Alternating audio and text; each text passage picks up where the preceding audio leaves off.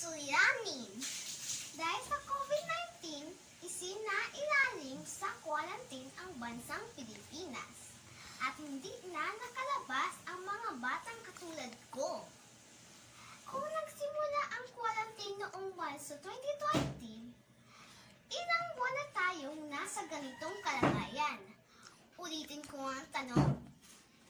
Ilang buwan na tayong nasa ganitong kalagayan? Sagot, 15 na buwan na po.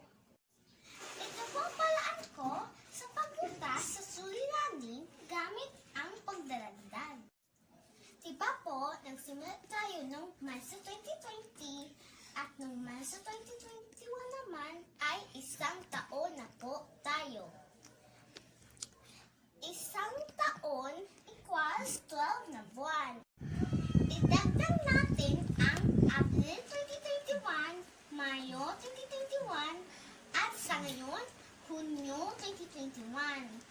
Tatlong buwan. 12 na buwan plus 3 na buwan equals 15 na buwan. Kaya nasa 15 na buwan na po tayo naka-quarantine dahil sa COVID-19.